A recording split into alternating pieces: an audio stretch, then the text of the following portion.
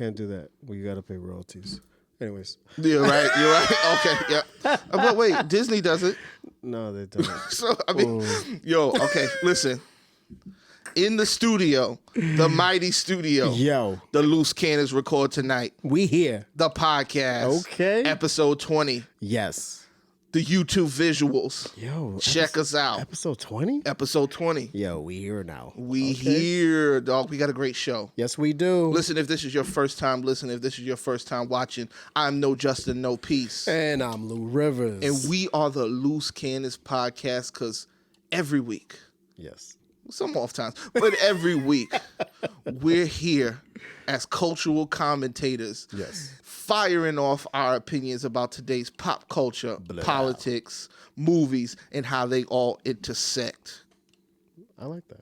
You like it? I refined that. Okay. Listen, last week or the last episode was a good episode. What did we review? We reviewed See You Yesterday. Yes, See You Yesterday, Netflix movie. Check it out. A lot of great cultural commentary on that one. Yes, it was. Just like it's going to be on this one. You know it. All right, let's jump into it. Okay. First time we're going to do is an update on Asap Rocky, which we talked about last time. Yes. Yes. Young ASAP. Still locked up in Sweden. Still locked up. Listen, okay, so the update is now. People have commented. Yes. All the way up to the commander-in-chief. Yes. Asap Rocky is a situation in Sweden. Sweden's a great country. They're friends of mine, the leadership, and we are going to be calling. We'll be talking to them. We've already started. And many members of the African-American community have called me, friends of mine, and said, could you help? So I personally don't know Asap Rocky, but I can tell you that he has tremendous support from the African-American community in this country. And when I say African-American, I think I can really say from everybody in this country, because we're all one. Kanye West hit the line. He hit the bat phone. He said, you got to do something for him. Yeah, he wants to do something for his friend ASAP. Yes, right away, away. His friend needs ASAP help. Yes, he needs. He's in a rocky situation. Yes. All the puns are intended. All of it. So the president chimed in, said that he's going to be looking into it. Yes. He's going to call to the prime minister. Yes. And speak about the situation. Apparently it didn't work. Not at all. It did not work. We get an update from TMZ, which seems to be on this situation. Yeah. Very good information. Serious news outlet out there. Serious news outlet. They're saying that, okay, we know that ASAP Rocky is still in jail. Yes. I believe this is the third week. And the individuals who he was in the fight with, who he said that he was defending himself against, all the videos seem that he was defending himself against them. Yes. The Swedish authorities are saying that, no, those guys were defending themselves from them and the bodyguard, and that's why they hit him with the headphones. So the headphone hit was not an attack, it was self-defense. Correct. Now, we seen the video. What more video could they have? Like, they got CCTV over there that they've been watching. They better. I want to know at what point were they like, nah, chasing them around a couple blocks is not strong enough, you know? And I mean, all right, this is my thing. Because we have this here. Yeah. Anything happens, you're supposed to call the authorities. Yeah. I'm not chasing you for 20 minutes, then you beat me up, and then you go to jail because I provoked you. Yeah. You know? Because they have that here, you know? But I want to know, what is it? What is the damning footage that goes, we're not going to arrest them, and we're going to arrest ASAP? I don't even know if the other guys are in jail still. No, they never were. That's taken. what I was going to say. It was only ASAP, They were never brought right? in, and they said that they're not going to be charged. They're not going to be brought in. But is it just ASAP or ASAP and the bodyguard? And the mob? No, I thought, I don't know. They only speak about ASAP, right? But I feel like the whole mob is in. Okay. As in the bodyguard and the other two people that were in there. So I think that maybe that could be a reason why. Because they're like, there was four people. If we release ASAP, we have to release the other three guys. You understand what I mean? Yes. So I mean, but I wonder is it like, is it excessive? Like they didn't stop after they defended themselves. But I mean, like, How do you gauge a level? Right. At what point should you stop? Like if you provoke me and I beat you and I continue to beat you, are you like? Well, see, all of that would be acceptable for me if they didn't start with. No, he was defending himself by hitting them with the headphones. Right. That's wild. Right. Now that is the wild thing. See, because they understand the importance to protect security guards, just like they understand the importance to protect their bouncers. Right. So the fact that the bouncer, and you can see verbally, they're all trying to de-escalate the situation, except for these guys. Right. And there's no way that you could say that at some point they were in fear what these guys were going to do. Right. But that doesn't matter apparently to the Swedish authorities. So that's and it's kind of, I want to know what happens between the first and second video, and I want to know what happens to start the situation. Yeah, you're right. So those are kind of the two biggest things where we don't know what happens at all. So I mean, Swedes, if y'all need another but head do on, they eyes on this. see? Well, I mean, if we leave it to G-Eazy, who has had some experience in Sweden, he was arrested for assault, and drugs, and he was out in a day, So even if that they want to charge ASAP or say he did whatever he did and he's still responsible, holding him in jail still seems excessive. Is this racial? And now that was going to be my very next question. I was like, I don't want to just like I feel like a lot of people just like to jump in the race pool. Like, this is racism. Like I don't like to do that. I want to give as many opportunities as possible to like see what it's on the edge though. Right now, it's looking like. But this is the whole thing. Right now, I only know 2 cases in Sweden. That's it. G-Eazy and ASAP. That's Like, I really can't say. That's true. And I really don't know the extent of the G-Eazy Maybe situation. because it wasn't one-on-one. Right. And I think that maybe because we're New Yorkers and we're used to. You used to seeing the crew might. Yeah. Did I ever tell you? Might get a couple kicks in. The worst fight I seen was here.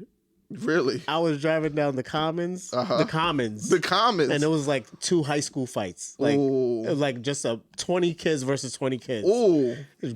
Fighting through the streets, through the park. I was like, what is going on? Wow. So, that this was pre-World Star. This is pre-World Star. Yeah, because, I mean, I would have stopped it. Yeah. World Star. Yeah, that's good. That's good footage. That's good footage. Listen, free ASAP. Yeah. I hope it's not a racial situation. Right. There's not all I'm saying, between watching Midsummer and this ASAP Rocky, I'm pausing on Sweden. Yeah. I ain't going nowhere outside of the city. No. I ain't doing anything extra. I'm not even going to Sweden right now. You're not even flying through? I'm not even flying through Sweden. You ain't got that connection? I ain't got that connection. It's $200 less on Expedia. Listen. No, thank you. No, thank you. No, thank you. Okay, all right. I mean, I'm going to still go. Okay. It don't bother me none. Well, listen. I'll go visit ASAP on the way, yo. Listen. Let me know, brother, what happened. Tell me how it works out for you. You want me to bring you a chopped cheese or something? Definitely don't get any fights. No. I'm going to film it all. You're right.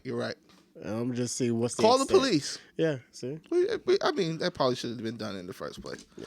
I mean, call the police. Some people need to be called the police on. Yeah. Okay. From rapper to rapper. ASAP is in Sweden wilding. Ja Rule and Irv Gotti is in America wilding. They were in America, right? Yes.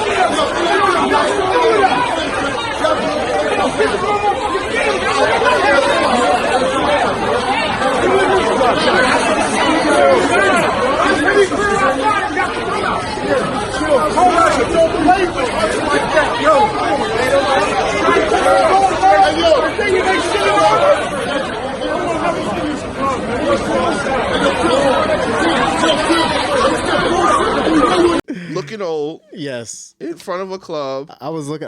Is this 2004? I don't understand. I thought Irv Gotti was having a seizure. He was. Yo. What was that? Yo. I don't even know. What was going on? For those who don't know, well, when it first came out, it was reported that the club would not let Irv Gotti and Ja Rule in, and they looked to be mad and wilding, and it was, you're not going, you know, holla. I was like, nah, son, but it turns out that wasn't the case. Okay. The rumors had it. 50 ran with it, and everybody's going to go, ran with it, And but that wasn't the case. The case was that they were filming Growing Up Hip Hop. It's the finale. Yep. And from what reports say is the producers of the show, because they were already doing a set at this club, and they had already finished, and the producers. Producing, yeah. They paid some local rapper, I guess, to go up on stage. Yeah. Because I guess they had like local acts also rapping. Yeah. And this young female rapper had dissed Charlie Baltimore and her daughter, and like made it like a big show of it. Yeah. And I don't know how this turned into, but from what the reports say, she was telling them that like they paid me to do that or whatever. I have a feeling that a lot of our fans probably don't even know who Charlie Baltimore is. Charlie Baltimore, one time mistress of Biggie Smalls. Yes, she was the third apple of that little that little ring. That triangle. Yeah. Yep. Faith Lil Kim, Charlie Baltimore. That's right. Anyways, but also an artist. And her daughter's in her 20s, I want to say. Rapping. Yep. She's on the show. So, and I mean, everybody's going to run with the rumor because it was way better than the truth. So basically, they stirred up some controversy. To boost the show's finale. So we could boost the show's finale. How do you feel? How do you feel about I'm plugged in, so I know what growing hip hop is. Yeah. I haven't watched it in a very long time. It's one of those shows that I'll watch with my wife every once in a while, mainly because of Angela Simmons. Okay. And Dave Dash, but it doesn't make me want to watch the show anymore. I didn't even know any of the people were on that show. I didn't know. I knew. Holla. Wait, no. You know what? I think this is their spinoff for the New York Growing Up Hip Hop. I think this is for the New York Growing Up Hip Hop. Probably. It doesn't really matter. It doesn't really matter. It's all the same. If you have a choice to watch this or watch Growing Up Hip Hop, you're watching the right thing. You're watching the right thing. You're watching the right thing. At the end of the day, listen. Taking nothing away like from a fool them. out there. Yeah. And so did Irv Gotti. They need to stop. I mean, can't wait for that Murder Inc. tour so I could buy my tickets on Groupon for $7. So you can see Ashanti? Yeah. Well, at least you'll be able to just move up to the front row because 50 Cent will buy the whole front row. Nobody I'm will show showing up. Yo, 50. Yo, don't give 50 no ammo. Why? No. Why? No. And then Ja Rule tried to clap back at 50? No matter when there's a Ja Rule scandal, 50 always comes out on top. Yes. He comes out on top of his own situations and Ja Rule's situations. Mm-hmm. And the crazy part is, so Ja Rule tried to clap back at 50 and posted like a rat and the investigation report again that 50's an informant or whatever. Yeah. And people are just like, come on, man. People don't care. Stop it. People don't care. He probably is, though. Yeah. But people don't care. I know. People don't care. Listen. So they were brawling outside the club.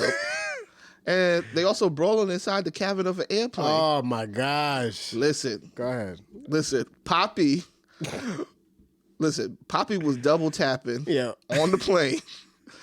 He was right swiping? He was right swiping, liking booty pictures. Yeah. And she was not having it. I don't know who he looked at, but I mean, we've been on planes before. Yes. And probably someone walked by or whatever, and he looked a second or two too long. Too long. And she wasn't having it. She was not having it. Oh, man. Were they going somewhere or coming back from somewhere? I don't. Either way, they're not going where they were supposed to. They didn't end up where they supposed to. Oh, yo, someone, I don't know what she hit him with, but yo, you know what's the best part of the whole video? the guy in the seat when she says something, he looks like his eyes open up.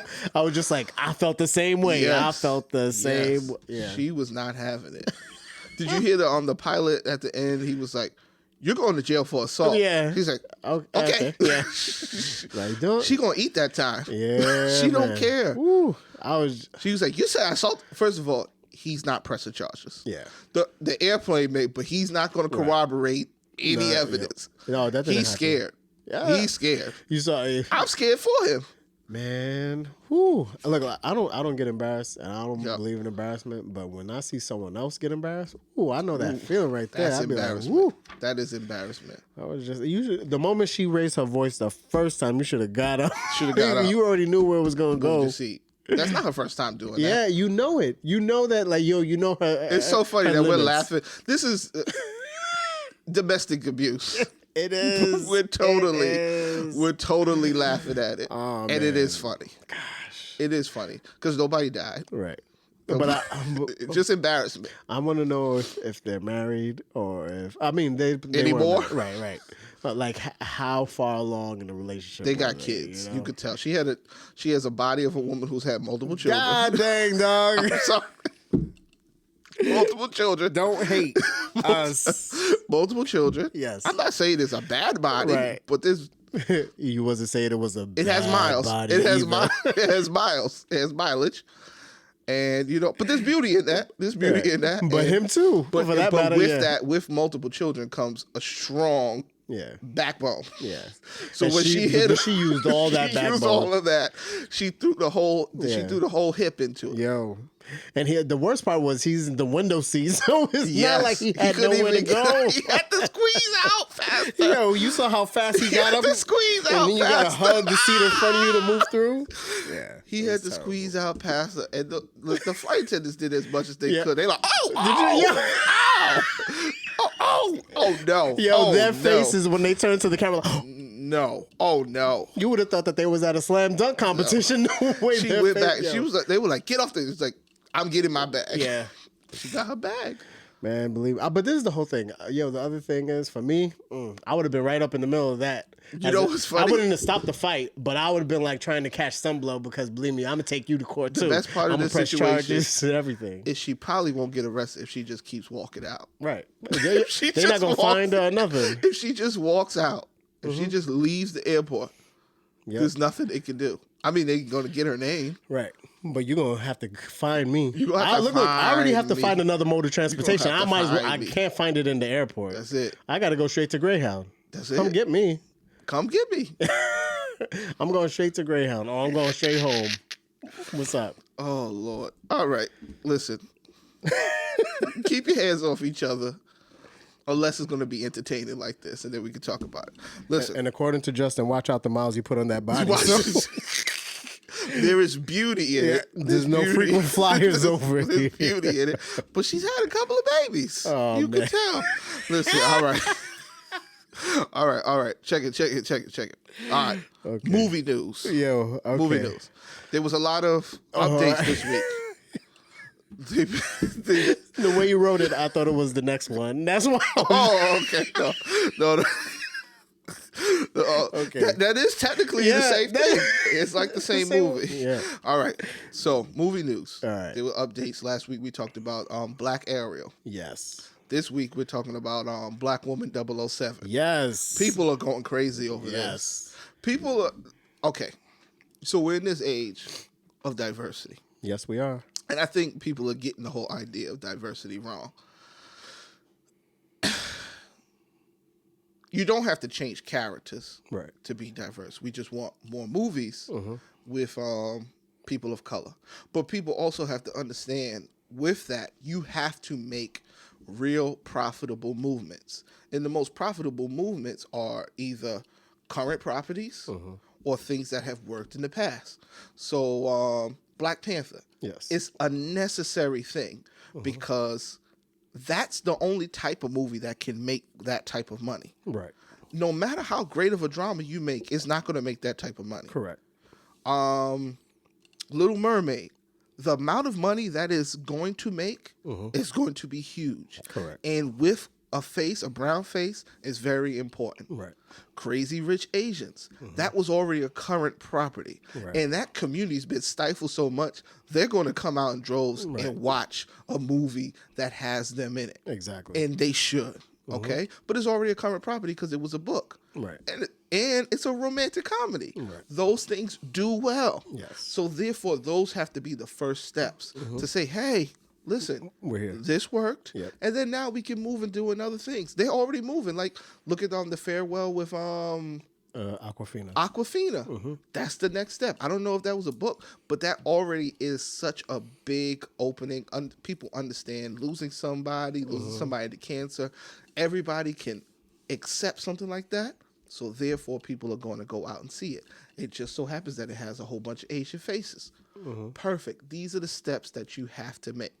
Now, we've been talking about it for years. 007. Yep. Are we going to change the face of 007? It happens. Yep. We changed the face of 007. We changed the age of 007. Yep. We start over. We start from the beginning. We go back and forth. Great. Everybody's been talking about, are we going to change the face to a person of color?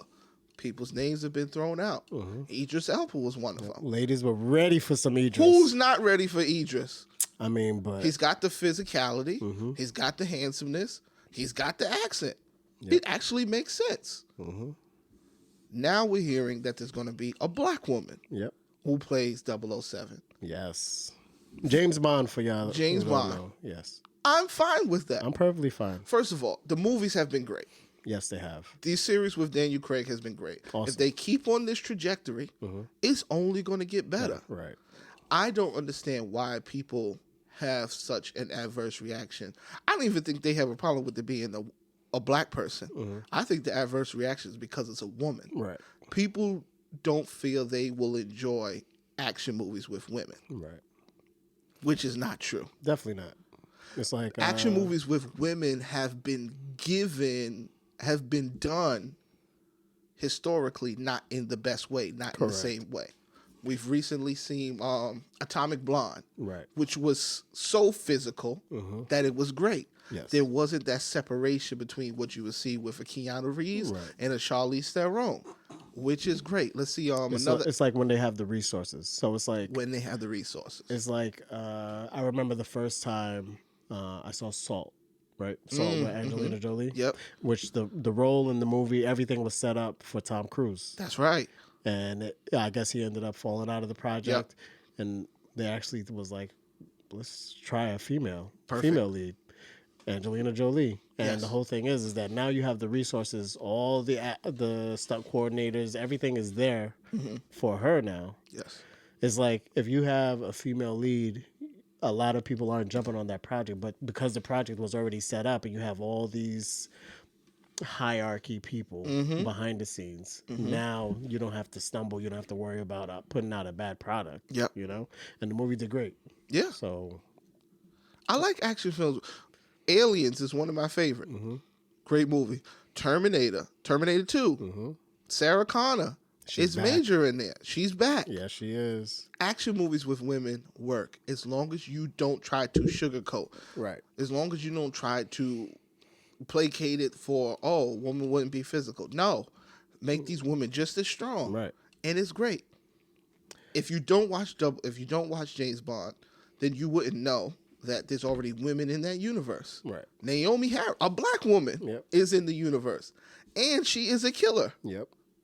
There's women in Mission Impossible universe. So even if they took over that franchise, it's still all possible.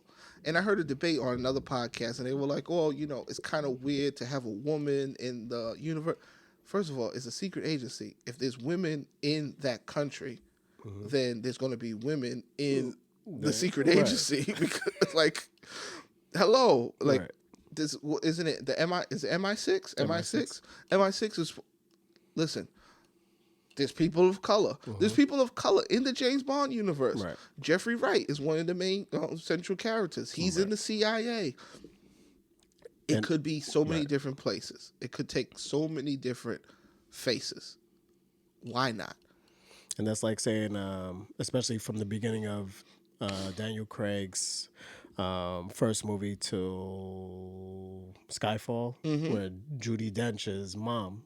Like, how would she get to that position if she wasn't a field agent at some point? She wasn't out. Yeah, so the leader is a woman, right? So I mean, but it comes from people, I think, who commentate about this stuff who actually don't watch these movies, right? Because you understand that there's people of all colors who's been in this universe, right? They meet people of all colors in this like it happens. I mean, as far as especially like secret agency stuff, I don't understand why people don't understand. It's like, all right, so even like, let's say whatever you think, yeah, okay, so when they send the secret agents to the Middle East and they have someone, what do you think they look like? Right, they're sending Bob over there disguised, no. You sending someone in the middle of Africa. You sending someone who looks like Muhammad. Right. Like, I don't get it. I don't understand. But because people are so central focused to the world. Like, a lot of Americans, they think America is the world. Right. Europe is the world. Right. No. There's so many other. Who do you think they send to get into China? Right. Believe me, Daniel Craig is sticking out like a sore thumb. Daniel Craig is not moving through China in his suits. Yo, I don't know. But anyways, let's move on to this next movie. Okay. Because this could have been a 007. This could. That's why I was just this like, is the original Black Woman 007. Yeah, you're right. So. This is one of those topics that always happens. It's every year. And I know what people want to say. Another slave movie? I'm tired of these slave movies. Yeah. Listen, it's a period piece. Right. If you don't say that about another Queen movie, because they've made, the utmost. They've killed that period for me. I don't care about a Downton Abbey, my ass, because they've killed that genre. Oh man. But listen, for me, this is like a Django. This is the real life Django. This is the real thing. If you don't know what we're talking about, the Harriet Tubman movie. Yes. A trailer release. We're going to put that up on the YouTube. Yes, enjoy it. Trailer release for the Harriet Tubman movie. Starring, what's her name? I don't know. Shorty from The Color Purple, and Widows. I messed that all up. Yeah, we messed that up. But the woman who's playing Harriet Tubman, interesting looking movie. Yes. All right. I just hope there's enough killing. Yo, I can't. Yo, when I first, and I hate to put it this way, when I first looked at it, you know what it reminded me of? And, what? Yo, don't laugh too hard. It reminded me of Abraham Lincoln, the Vampire Killer. Yo, I was just like, this doesn't look like anything that I would have. And I mean, like, I understand that you have to do the dramatics, but that's exactly why I was looking. I was just like, but you don't have to do dramatics because we already know that the situation is dramatic. Right. She's running for her freedom. Right. And I'm just like, so I mean, I feel like, well, one, we know the story. Yeah. And then two is they kind of tell us the story like throughout the trailer. Like, I don't like a trailer that gives everything. So you kind of feel, you realize. It doesn't even make sense why they give everything. We know what she does. It's a historical figure. Exactly. You don't have to give everything. But I think that maybe they're trying to showcase how much action is in it. And I was just thinking like. She's holding a gun. Yeah. She's strong. Right. We didn't make her look weak. Right. And I would have been perfectly fine with, all right, you're going to showcase her getting her freedom. Then 2, you're going to showcase her getting other people's freedoms. Yeah. And then 3, you're going to showcase her interacting while she's in the South with those people, or in the North with her freedom, with her Freeman Papers, or whatever the case is. But like, that's all I need. You don't need to show me explosions. You ain't gotta show me the standoff. Please don't. Okay, don't do nothing. No, this is what I hope the Harriet Tubman movie will be. I want to see more details of the Underground Railroad and how the network works. I want it to almost be like the inception of slavery. I want to hear the details of, this is how they plotted this out, and these people work with these people, and this is how the network worked before her, during her, and after her. That's and exactly who what I was was involved in creating these dynamics. I want to learn the development. The development of the That's the beauty of the story, is how a person gets inserted into doing this type of work and how all the network of people have to help to make sure this happens. I don't feel like they're going to focus on that. Nah, not at all. And then the other thing is I kind of hate it needs to be a point in Harriet Tubman's story, not Harriet Tubman's story. Right. You know? Yes. And I feel like that's what they're going to do. They're going to do it. She was born this, you know, it's and the whole thing is like it's going to appear as if she did everything without other resources or, you know, and that's the whole thing. I mean, it's a tough thing about movies because you have to entertain. Like that's the number one goal is you have to entertain. True. So, but I mean, I'm rooting for it. I'm going to go see it regardless. I mean, but if the story has a lot of busted guns, you can't take it out. You can't take it out. Okay, we're going to team her with John Wick next time. Yeah, right? All right. So, boom, listen. Yeah. More updates. Yes. More updates. One of our favorite franchises. Yes. The originator of the Marvel movie universe. Yes. The reason why they got put on. Yes. Blade. Yes. Gets an update. Yes. Not starring Wesley Snipes. No. But Mahershala Ali. Yes. How do you feel? So it's reported that Kevin Feige, the reason why he's been speaking with Wesley Snipes is because he was pushing for Wesley so much. Really? Yeah, he was the actual one. I would not have been upset with Wesley returning. But Disney wanted to put Mahershala Ali. I roll with it for a couple reasons. One, at first I thought it was just a TV show that was going to be put on Disney Channel. But after further reports came out the last 2 days, it's actually going to be the movie. Okay. But the movie doesn't come out till another 3 or 4 years at the earliest. They could fumble that. Right. So there's so much behind that. And for people who don't really, like a lot of people's experience with Blade is only the Wesley Snipes franchise. They don't really know the comics and stuff like that. But Blade does interact at least his first half of his comic book life with Doctor Strange, which is ironic where like now Doctor Strange will be getting his second movie. So I think that he may appear introduce him in that, which would make sense. Why it's going to be 2-3 years from now. Yeah. Because if it's going to be 2 or 3 years from now, Doctor Strange comes out in about 2 years. So you can put him in one of the mid-credit scenes and credit scenes and then come out with his movie afterwards to find out how he gets there. So it makes sense. But I think that they're still going to try to put Wesley in it. Are they going to make it bloody? Yes. Please. From what I heard, they're not going to... If it's going to be R, they're going to go R. They got to go hard R. Yeah. But it's just that, obviously, when he's in the Marvel movies, the other Marvel movies, chances are it won't be able to be R. So that's the tough thing, is like trying to interact those, you know, fine lines. But after reading, like, Blade's storyline, I was like, there's a perfect role for Wesley. So is Mahershala, he takes over as Blade, or there's another Daywalker that he becomes? He's going to be Blade. He's Blade. He's Blade. That's it.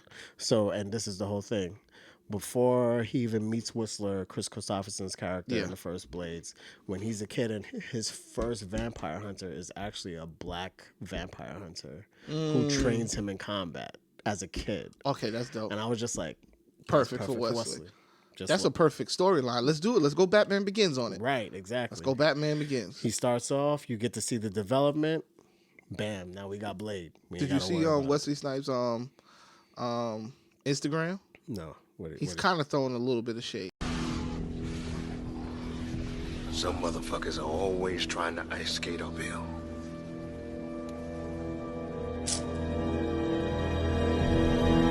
Not Emma Mahershala.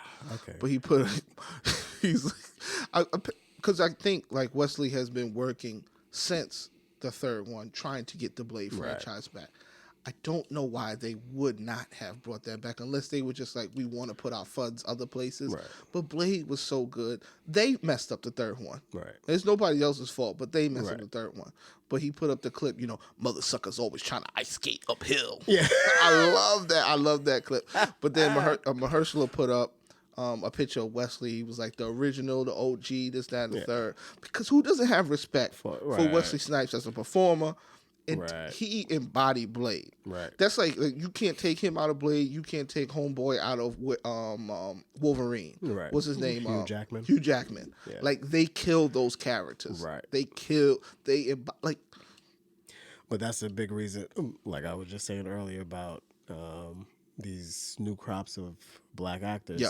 I mean, Wesley is what, 60 almost? Gotta be in his 60s. So, I mean, if they're gonna do another 10 years, I think that's the worry now. Mm-hmm. So yeah, you can't have a 70-year-old Blade. Yeah. Or can you? Can you?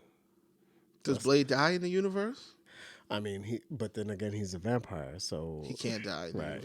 But Wolverine dies. He's got to appear young, but that was only.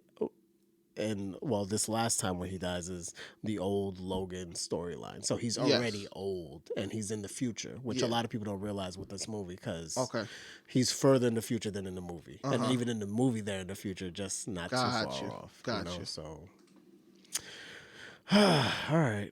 I'm excited. I'm with it. I can't wait. I think that he's going to actually do a great job. So Mahershala Ali is a good performer. I think he'll kill it.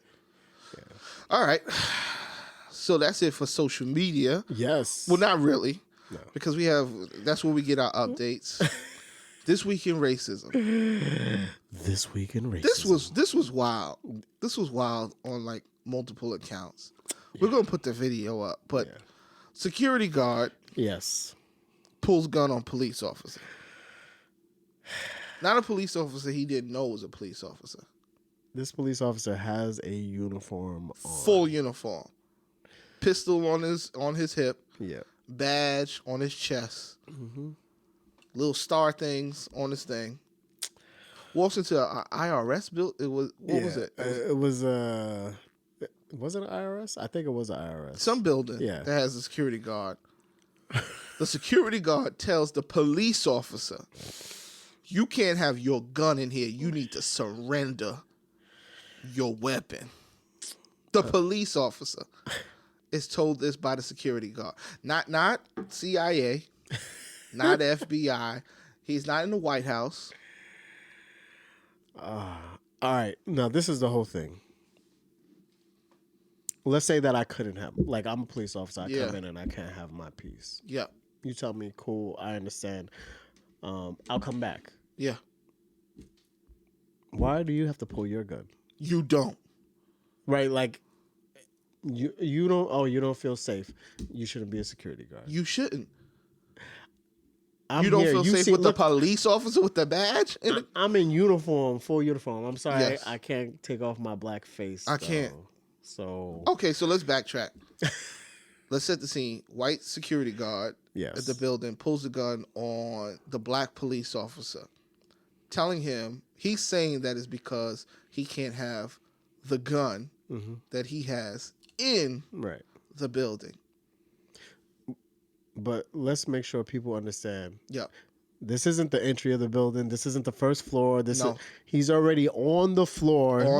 Took the elevator. The guy pulls his gun and follows him out with his gun drawn in hand. Yes. To walk him to the elevator as he waits for backup. And I was just like, this is wild. This is like, you're not even safe as a police officer with your gun on the hip. No, not at all. No. This is what doesn't make sense, because even if they have that rule, if something were to happen in that building, they would call the police. Right. So the police would have to come in with their weapons. Yes. So it's kind of hard to believe that they even have that policy. Right. It doesn't make sense. I mean, this has to be his last day working. The security. Ever working. Ever. Armed guard, you're done. You're done. No gun license. You cannot handle this.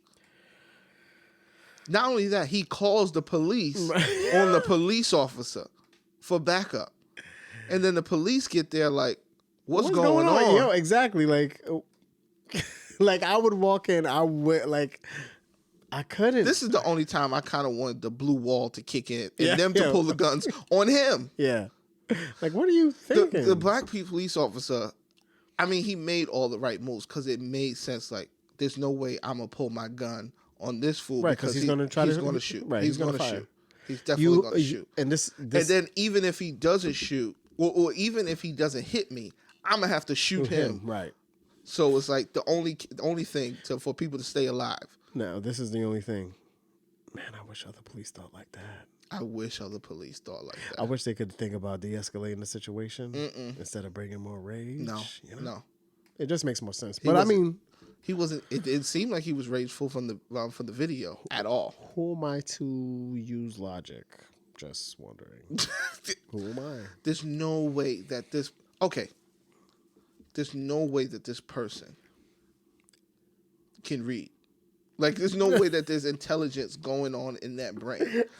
Absolutely not. No. It's not even about like it's not even about just racial situations. This person is unintelligent and dangerous.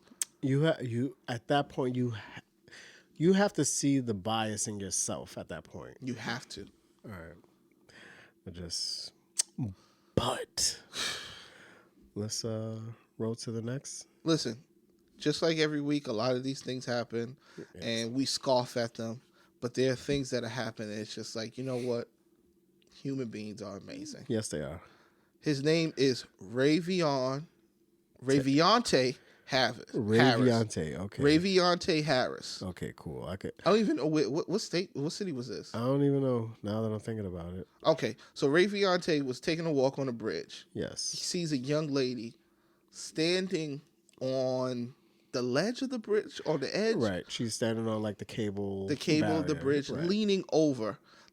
He's like, people are walking past. What's going on with this? Right. He gets closer. He knows that she's crying. Right. At the time, he's Facebook Live because he's trying to be a social media. Yeah. So he's like, I'm on the bridge. I'm doing my walk. Wait, hold on. What's this? Mm-hmm. Sees the lady, obviously in distress because she's crying and leaning over the bridge.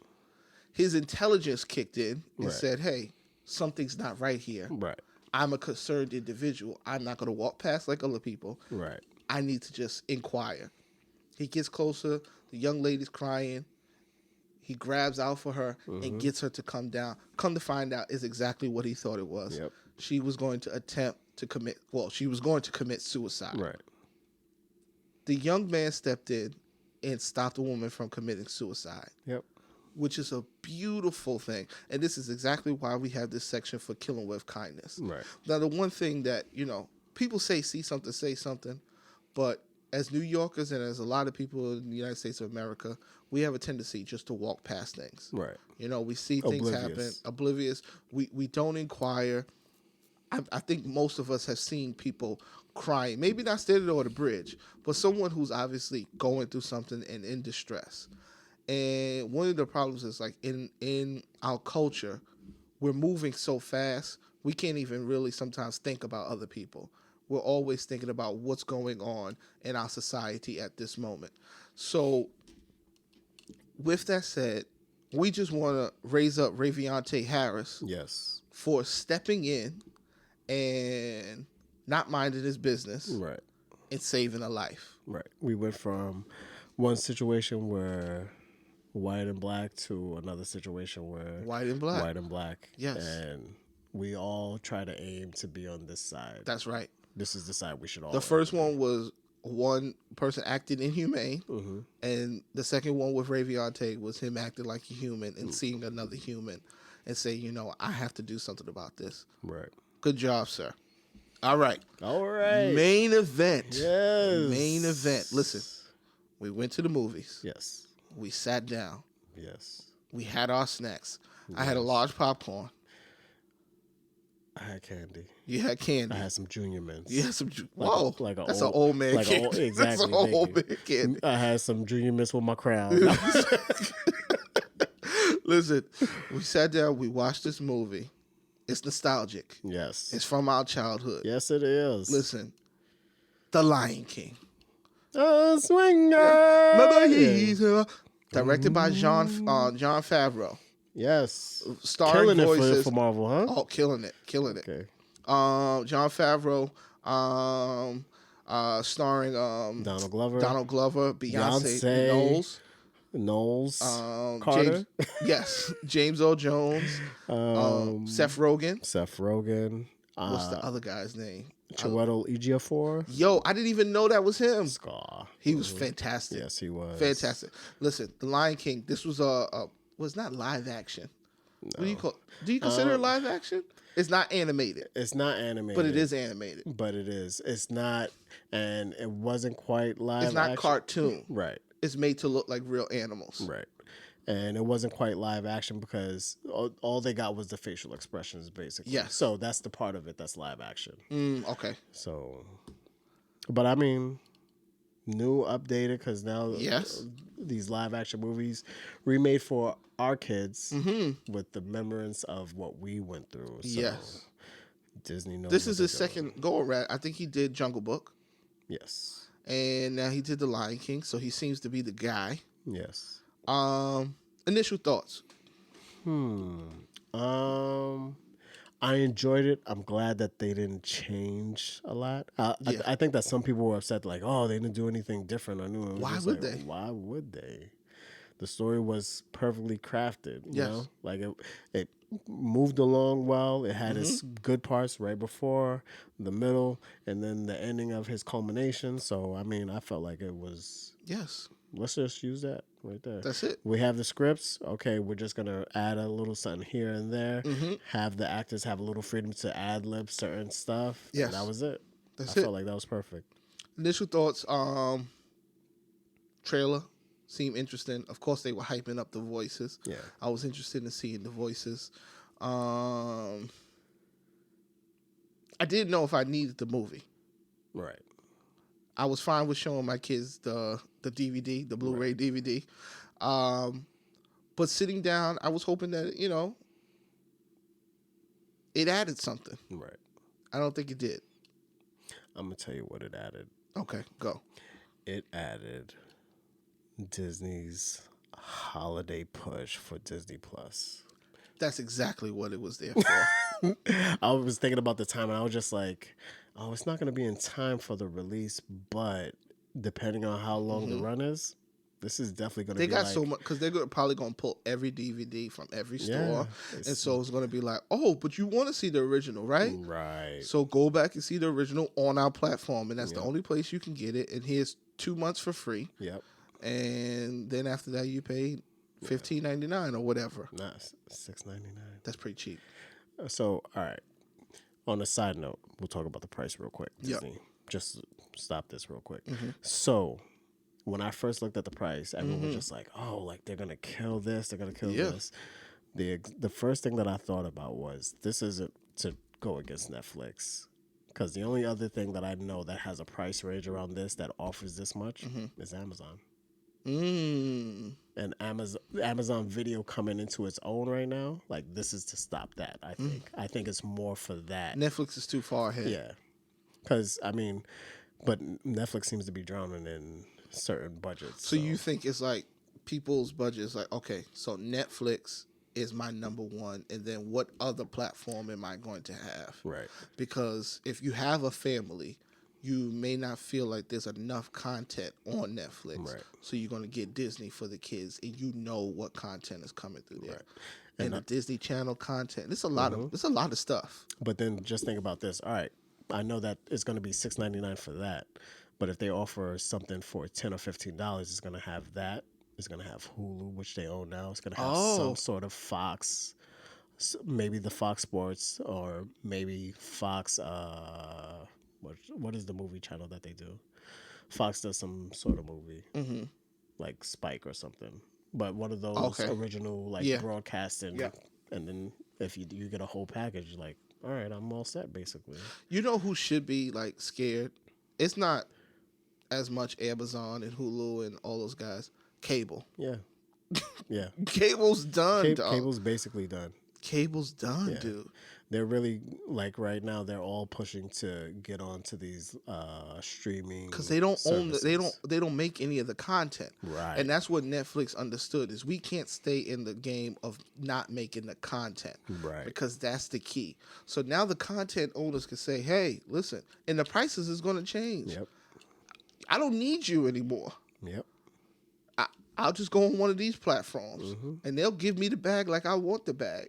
And I can create certain things that you wouldn't allow because you want certain type of segmentations. Speaking on that, before we get back to The Lion King, HBO's coming out with theirs this fall. They have HBO Go already. but HBO and Cinemax as like a package to just stream for those two services to fully break away from everything. Yeah. Killer. Everybody's just trying to because that's all I'm watching anyway. Yep. At a certain point when I think it's when it pushes past the 25% mark, like people who stream as opposed to broadcasters, that's when they're gonna push the prices of the broadcasters. You know who wins in between? Because while you have Netflix and then you may have your HBO and your Cinemax and maybe Disney, you may still want a company like a Sling, so you could just get that. Oh, I still watch MTV every once in a while. I still watch HGTV every once in a while. And those $10, $15 guys are going to win because now they'll give you that in between. Comcast and them should be shaking. Time Warner, where you at? Where you at? You should be shaking. First of all, you've extorted people for too long. And if you were in the cable game, but you weren't in the game of giving internet, you're done. You're done. So Xfinity, we're going to see you around because you're still doing internet. And you did other things. But the cable game is done. They cutting cord. DirecTV's gone. It's over. And you see that they changed their prices. Anyways, let's get back to the movie. Boom. Okay, so Lion King. What was your favorite part? Well, I mean, what was your favorite thing of the Lion King, of this movie? Was it a scene? Was it a character? It was good looking. It was beautiful. Yes. It was beautiful. You thought you was watching the Discovery Channel? No, it didn't feel like the Discovery Channel at all. With Morgan Freeman narrated? But it felt... I go to the movies to see a story. The live action did not make the story resonate anymore. And that's the one thing about it. It didn't. The story resonated in Lion King so well before that this did not make it feel any more resonant. It was beautiful. If anything, this does is it makes me look at, okay, I want to know how these animators do what they do. I want to know how Jon Favreau and how they storyboard these type of things. I'm interested in the creators who make it come to life. But this didn't make the story any more impactful at all. No, you're right. So what was your favorite part of it? When we got to Timon and Pumbaa. Okay. Their voice work was just so great. It made it James Earl Jones was James Earl Jones. He's amazing. He is what he is, but you already know everything, every beat that he is. But what Seth Rogen and I forgot the other guy's name, what they brought to Timon and Pumbaa was it was fantastic. And the hyenas. Keegan-Michael Key and I don't know who the other hyenas. Eric Andre. Hilarious. They were so good. And the female lead who was originally Whoopi. Originally, I actually thought that it was Lupita, but why wasn't it Whoopi again? That's exactly what I said. I said that they should have just brought Whoopi back. If you're gonna bring James Earl Jones back, bring Whoopi. But it was they could not get rid of James Earl Jones though, unless he was dead. It was this girl from Black Panther also. But it was the original, before the girl from The Walking Dead and whatchamacallit, the one who was originally with Chadwick Boseman in Civil War. And so whoever his bodyguard was in that movie, it's her. That's who's playing the lead. Okay. She's German Ugandan. Okay. So it's like, all right. The voices were good. Yeah, the voices were good. My favorite was actually, I think that Seth Rogen and Michael Keegan Kay and Eric Andre and Donald Glover. Those were my top four. Donald Glover was good. So wait, hold on. Yeah. Before we get in trouble, are you declaring right now, in front of our audience and potentially some beehivers, that you didn't think Beyonce's voice? I can't plead the fifth, right? No. All right, so we didn't need Beyonce. I'ma say it.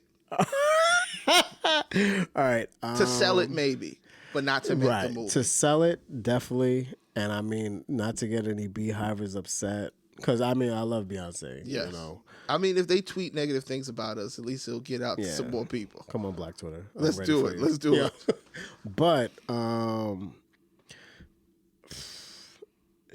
I can't take her as an actress. And I mean, like, in this part, like, you don't even gotta act. Like, you gotta give me your lines, like, delivery. Yeah. And I feel like she sounds like every other role that she's ever been in. There's emotion that has to come through just verbally. Yeah. And all of those people were able to execute that. Right. She wasn't. But all those people are able to really act. Right. She really can't. Yeah, I haven't seen a lot of growth, and I mean, we spoke about this. We both agree her best role was Cadillac Records. Absolutely, and I feel like she was acting in that. Mm-hmm. But the feeling I get watching any other movie or hearing her lines in this is the way movies portray actors in movies, where I'm just like, oh, they're actors, so they're dramatic or whatever, and that's kind of how her lines sound. Like Beyonce's not it, y'all. I love Beyonce, y'all. Just so y'all know. Listen, I mean, I'm gonna listen to the listen. Everybody cannot cross over into that world, right? And when we see Beyonce pop up, we know that it's just about her wanting to do this, and people knowing that it will sell the product. Right. Has nothing to do with her extreme amount of acting talent, right? Because she doesn't have that, right? It's not in her. We've seen it time and time again. And this is going to live forever, but she's the weak link. Right. Because everybody's so damn good. Yeah. Like everybody. So damn good. She's the weak link, B. Right. And I wonder, and then this is the part where I'm wondering if this is part of the director's job where, like, is he telling her, like, nah, just do it like that so that it's not too difficult? You know, you understand what I mean? Jon Favreau cannot tell Disney, we're not going to use Beyonce. Right. You cannot. Right. It's not going to work. You just got to eat it. You got to get the best you can out of her. Like, I wonder if the mesmerization, like, where it's just like, all right, they're recording the songs. Like, they're just like, oh, it's great, you know? And then when they get to the acting scenes, they're like, ugh. All right. Ugh. But look. Yeah, honestly, if I'm a producer or I'm a director, believe me, I'm pushing for Beyonce too. I'm definitely pushing for Beyonce. But Lion King don't need Beyonce to do well. I don't think so either. It did. I wasn't even sure James Earl Jones was back. I still was going to watch it. Right. So it's like it's a property that didn't need that extra boost. Right. It really didn't, but it used it. Because it works when you go see Meghan Markle, right? And you have Jay-Z and Beyonce shaking their hands, so it perpetuates that. Or you have Beyonce featuring the Lion King soundtrack, so it makes the utmost sense. That's it. But she has an original song, isn't there? There's a song she's singing that's in the movie that has nothing to do with the character. Oh, that's the original movie. I mean, that's the original song. Though. That's the original song. Oh, original songs. That was original song. Because they ain't got original songs. No. You're right. You're right. Disney ain't got original songs. No. They just repurpose and then pay later. I'll get you back. I'll get you back. I got you later, dog. For those who don't know what we're talking about, go check out Remastered. What was the Lions something? Remastered. Yes, Remastered on Netflix. It's based on the Mabuye song. Mabuye. Which is the original. Yeah. And it speaks about the origination. So go check it out on Netflix. Netflix original remastered. Boom. Score it. Go. I racked my brain about this. All right. Separating nostalgia and taking like my whole, like, this is a movie. How much did I enjoy it? Story works. Acting works. All right. I'm gonna actually give it a 3.5. Oh, 3.5 cannons. I enjoyed it enough to want to give it a 3.5. It wasn't a 4. I would say The Lion King is probably one of those movies where the original and the animated would probably be as a 4.5 and up for me, somewhere between a 4.5 and a 5. But I know that this doesn't hit that, and it doesn't hit a 4 for me as just a movie. Like, if this was the first time I was seeing it, no Lion King before this, 3.5. Bam, I could take it. I'll accept it. I'll be like, all right, good. But again, this is one of the reasons why I didn't go see The Jungle Book. So Oh no. What did you give it? If you tell me a 2, I'm walking out of here. Dog, I'm. You almost gave it a 2? I was in the 2-ish. I giggled a lot. I can't even say I had fun because the fun came from the nostalgia. Yeah. The fun wasn't me sitting right there in the theater. Like, okay, this is what I can compare it to. You remember Karate Kid? I love the Karate Kid. Mm-hmm. Love it. Remake was hard to do. You think so? I thought they killed the remake. Yeah, I think the remake. To the point where I'm like, I'm going to show my daughter both. Mm-hmm. And we've gone through the first Karate Kid, the original, and this Karate Kid. Obviously, she loves the newer one. Right. I have no problem with that. This, I can't say that I'd be fine with them just seeing this one. They got to see the original. Right. Because something about it, the sauce, was just that much tastier. They did not hit it with this, dog. I think that it's a 2.53. Ooh. It's a 2.53 because, first of all, it was a little better than half. I give Disney on the high, and this is not because for this movie, and it's not because it was visually bad, because it was visually nice. Right. It was visually impressive. But I didn't go just to see illustrators flex their ability with technology. Correct. The story did not draw me in a new way. It didn't make me feel anything more in a new way. I felt nothing else coming out of this but everything I felt originally, which originally I was like, oh, this is the Hamlet story. Mm-hmm. This is the story of Hamlet. Now I'm finding out, well, maybe the original story was the story of Hamlet, but this was the story of Kimba. Right. For those who don't know, go check out Kimba. Japanese story about a lion. Gosh. Yeah, Disney just out here stealing. Ooh, they stealing.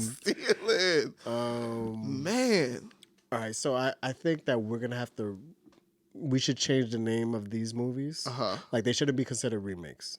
Okay. If they're not, if it has nothing original about it, like we gotta like a new rendition, like it's got to be something about the original that like. You know how I feel about this movie? I feel the same way I feel about Old Boy. Okay, yeah, like it's. I love that Spike Lee was going to do it. Yes. It looks cool. Josh Brolin did it, yes. But damn, I've seen the original. Right. I've seen the original first. Yes. You got to come with some. You got to come something with else, it. Yeah. You've got to come with it. I feel like more than Jon Favreau creating something beautiful. Right. And that you gave the Karate Kid, which I believe is a perfect example. There has to be some originality to this new. This is story. a 3. It's a 3. It's a 3. You changed over there. It's. I'll take a 3. Because the lions look like lions. Yeah, I think. Hey, look, honestly, they look like lions. I was probably most impressed, I was probably most impressed with the animation and everything when the hyenas showed up. I think it was like the scene with the hyenas, and I was just like, this is like cutting edge animation right here. So it is cutting edge. It's beautiful to be able to see someone put something like this together. Right. But damn it, I seen the original, guys. But this is another reason why I think it's like watching hot dogs get made. I know.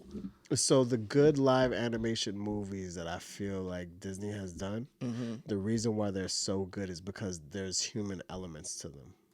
Ah, yes. The fact that they're like using animals, like I feel like this is going to be the thing with animal live action movies.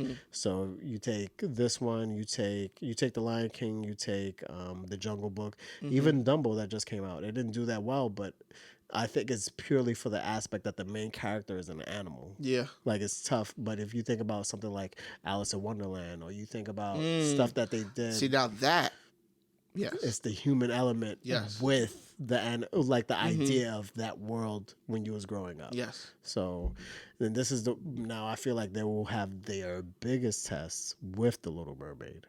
because now it's a world in which none of us know anything about. True. Like at least with animals, we're just like, I've seen the jungle before. Yes. I have no idea because watching Aquaman, I was just like, this is the part that kind of turned me off when they're in a world where I really don't get the idea of like being underwater and this, that, and the other. And I hate that concept because I feel like I get a lot. Yeah. But for me not to, it's the whole not relating to because I have no experience there. Yeah. So I feel that's the thing that's the thing where, but as a child you have an imagination that's that great. So I feel like it's really done for the children. Plus, the problem is, I literally can look at the African safari. Right. I could just turn to Discovery and see it. Right. I can see them run after the antelope. Like, like it didn't give me anything new. Right. So sometimes because things are animation makes it a little better because it's like, oh, the sweetness is already in the color of the animation. Sometimes the realism, it's like you just copying. Right. So because you're not creating something new, you're actually just copying an image and getting as close as possible. Doesn't do anything. Actually, I may have to go see it again in Dolby Digital. Or I will go see it again because my kids haven't seen it. Oh, really? Okay, no. Cool. So I will go see it again. Well, my son's a Leo. So 3D is a possibility. Yeah. Oh, you're right. 3D might add something to it. Right. You're right. I didn't even think about this. Might be the movie to see in 3D. Yeah, I'm not a big fan, an avid fan of 3D, so I may actually have to see it in 3D. And this might be the one. I'm gonna get that middle seat. Make sure I'm right there, smack dab in the middle. See Mufasa fall off the cliff. Oh, yeah. Scar. Yeah. Okay. Lion King. It's still a go see. Yes. It's still a go see, guys. It's a go see if you've seen the original because it's a technical achievement. Yeah. And take your kids. If you have kids, take your niece, nephew. Especially, this is the one thing. Kids growing up now are more familiar with the live animation. So, absolutely. Seeing cartoons is not justifiable anymore. Like, if you think about even the kids' shows, like, they're like little 3D characters on the screen. So, seeing a live animation just makes more sense. It's like us watching a movie from the 50s and being like, what are we watching? They watch an animated 2D movie and they're like, this is what did it for you? True. So the kids will probably love it. The kids will love it. All right, guys. So that's the movie. Yeah. But every week, after we talk about the movie, we pull out some topics, some things that were glaring in the film. Yes. Okay. Essential topic: power. Yes. And leadership. Yes. Which is really interesting because Power is about to come back out. Yes. Which we're going to hit this on this podcast. I heard 50's hiring Ja Rule. That would be great. As a gopher. That would be great. As a PA. All right, listen. Power and leadership. Yes. The movie Central Focus is about a type of leadership. Yes. A leadership that is concerned about how everyone is connected. Yes. But then a person who's obsessed with power and how they try to take over leadership, and their concern is themselves and their group. Very political. Very. Very present. Very. We've got Scar in our chief of state right now. Yes, absolutely. And I think, people don't really connect those two because they're not looking at the fact that you can't focus on a small group. Even if that small group is 5 million, 20 million, you have to focus on how this affects this affects that, and this affects that. The circle of life. Right. And in our case would be the circle of economics in the United States of America. So power and leadership. The obsession of power does not make a good leader. Right. The obsession of making sure everyone is included and happy makes a great leader. Right. That everyone will follow. Correct. And that's what Mufasa was, and that's what he was attempting to teach his son, Simba. Right. That's exactly what Scar wasn't. Right. Now, Scar can galvanize people and lead people like he did the hyenas, but he wasn't able to maintain the circle of life, because everything went down, which would be a recession. They ate everything. They ate too much. Yep. They ate too fast. They weren't concerned with they hunted too much. So they weren't concerned with how everything was connected and how important it was to value everything in its position. Great story. Yes. Great important things and nuggets that you can pull out of the movie. What did you think? Well, I feel like the obsession with power, the negative parts that we see in the world today is more the obsession of control. And it's that idea that, like, all right, well, if I have the choices, this is what's going to happen. Yeah. And that's a big difference from leadership, because leadership is the empowerment of the people who are behind you. Yeah. So the more you're able to empower the people who have choices to choose the same things that are beneficial to the whole, that's leadership. And that's where it's like the idea of, all right, well, if I have the power, I have the capabilities of making these decisions, whether people want them or not. That idea of control hurts more the group than it does benefits. Yeah.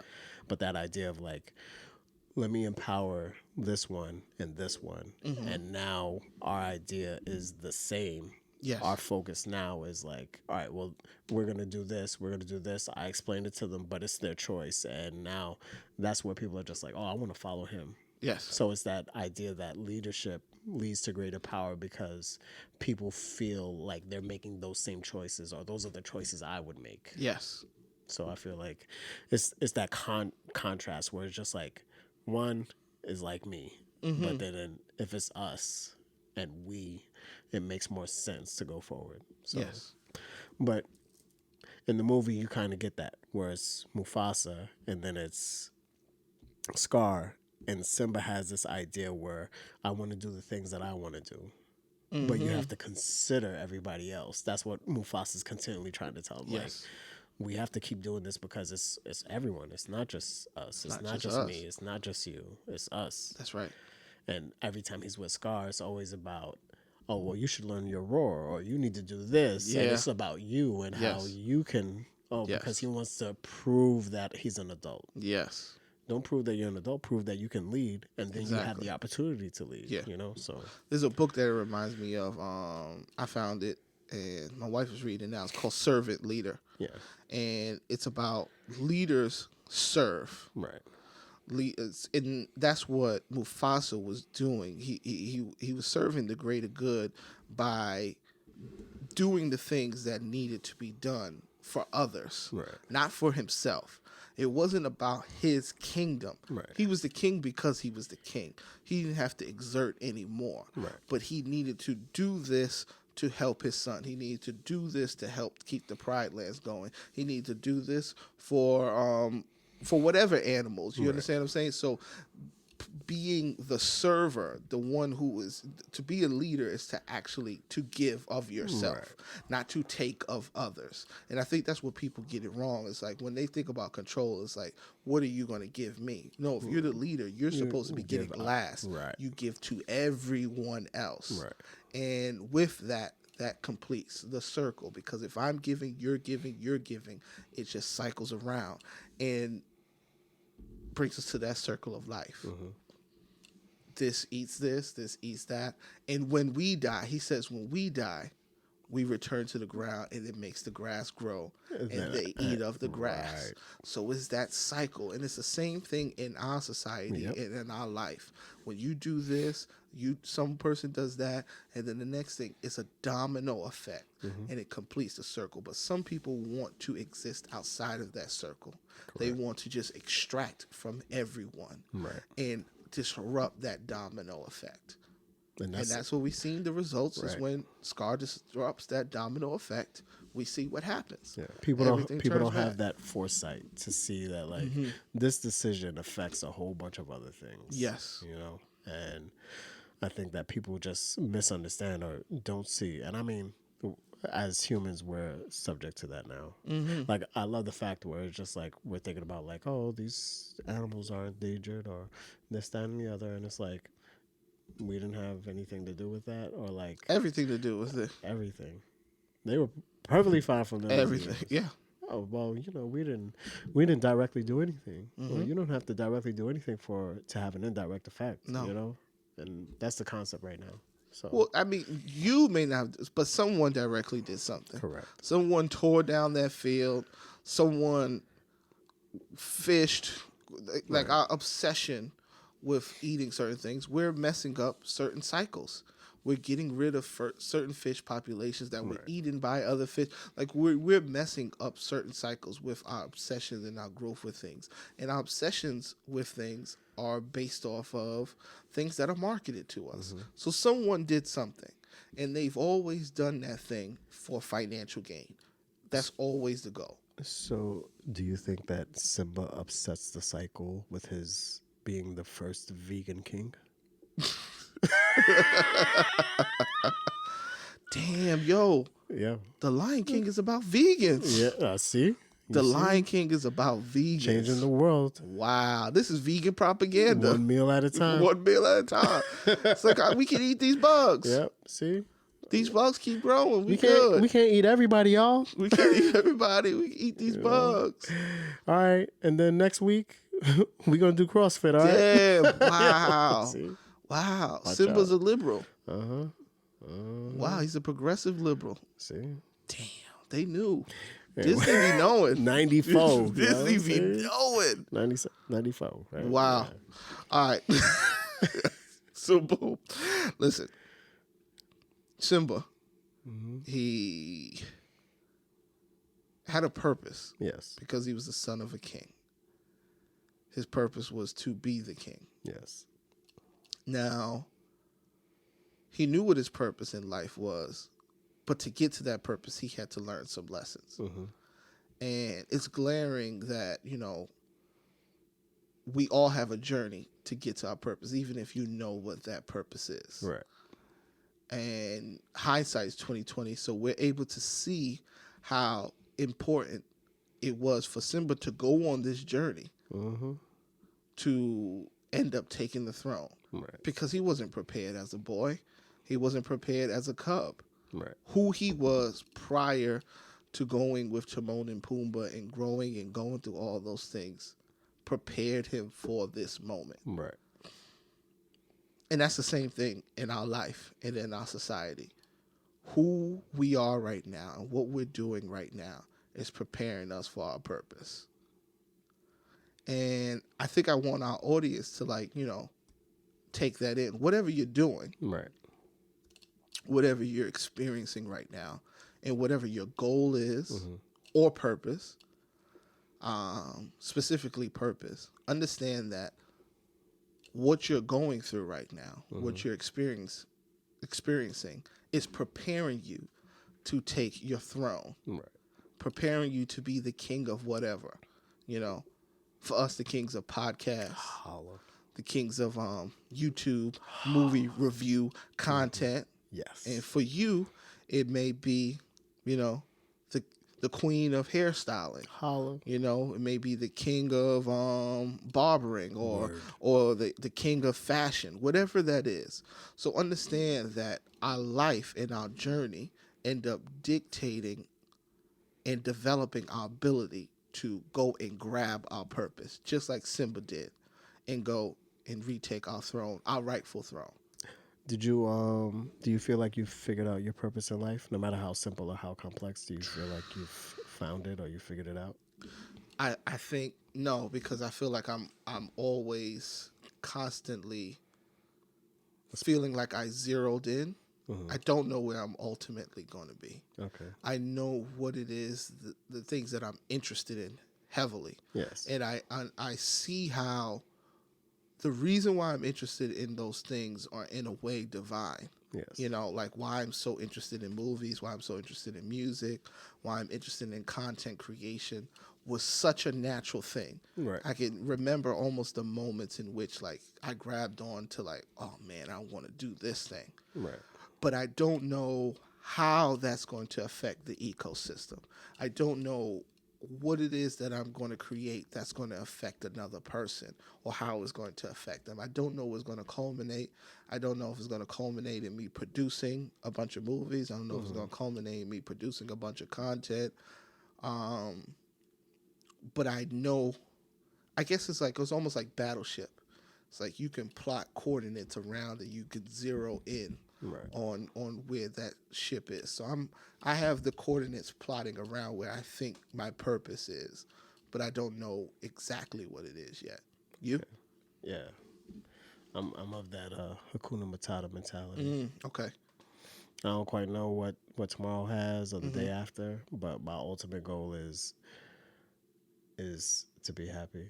To be happy. I feel like as simple that is the purpose. As simple as it sounds, like that's I feel like if I make my choices with that in mind. Yeah. The greatest lesson I feel I learned growing up was to realizing the difference between success and happiness, and that they're not the same. They're not. So the moment that I realized that I should focus on being happy, I became more successful. Because now my goals aligned with my mentality. Because now I'm just like, I want to be happy. Yeah. So now I started doing things. I was just like, damn, I'm not only am I happy, but now I'm succeeding in where I want to go. So, and those things align better than focusing on achieving certain things that you think are going to make you happy. Yeah. If you achieve the happiness, then you'll feel successful. You're right, because success, in which we've been taught it, is measured in an arbitrary way. Yes. And it should be measured in an internal way. Exactly. Because the arbitrary way is how much of these green bills you make, which mean nothing, which were created out of thin air, literally. Exactly. And they were created for control. Success has been measured, how many rooms you have in your home. Yes. How many pieces of tin that you have with 4 wheels. So these arbitrary ideas mean nothing. Right. They mean nothing. And personally, when we speak about purpose, I feel like I would measure my success based off of impact. But I've changed that because I thought my impact needed to have a large number. Right. And I'm changing that about myself. I thought my impact needed to have, the number in the millions. And I can measure my impact through monetary gain, which is not true anymore. Right. We're doing something that is on a free platform. Right. And our impact could be felt 30, 40 years from now. Right. We could be speaking to a 18-year-old, a 13-year-old, a 30-year-old who then builds something because of the conversation that he remembered us having. Correct. And so our impact is going to be felt. And that is something that you can't measure. Right. But when you're living your life according to your happiness, I believe that you are living your life within purpose. Exactly. So if you're living your life within purpose, no matter what you're doing, the impact that you have will be the impact that it's supposed to have. Right. So does this make us Timon and Pumbaa, and this is our Hakuna Matata? This is our Hakuna Matata. I like this is our Hakuna Matata. Except I'm not a vegan. All right, cool. But this is an amazing thing about movies in general, no matter whether they're animated, whether they're live action, whether they're, starring Wesley Snipes or Mahershala Ali, the conversations that we can have after it. Right. Because they come from real people and they come from real life things. And those real life things we can sit down and dissect. And that's the most important thing. Any piece of literature, the most important thing is the conversation that happens after and what that sparks. And I'm just glad we were able to sit down and have this conversation this week. Yes. Episode 20. Yes. The Lion King. Yes. And we want to continue this conversation, guys. Yes. So if you're listening to us on SoundCloud, Stitcher, Spotify, iTunes Podcasts. Leave a comment. Please do. Let us know what you thought about the movie Lion King. No matter what platform you're on, let us know what you thought. If you're watching us on YouTube, let us know what you thought about the movie Lion King. And just hit the Facebook page. Hit the Facebook page. Instagram Drop comment. a line. Just say, hey, yo, Justin, we listening. Or, hey, yo, Justin, I thought it was dope. Or, hey, yo, Lewis, I thought it was trash. Or, I like you guys' conversation. Because we want to continue the conversation. And we want to continue bolstering art and pushing art forward. And keep creating this content. Yes. So, I'm No Justin, No Peace. And I'm Lou Rivers. And we are the Loose Cannons Podcast. Hey. Every week we sit down and we fire off our opinions on today's pop culture, politics, and movies and how they all intersect. Thank you guys for sitting down with us again this week. Thank you. This was a great episode. And like we always say, listen, we out this week. We'll see you next week. Peace. Peace.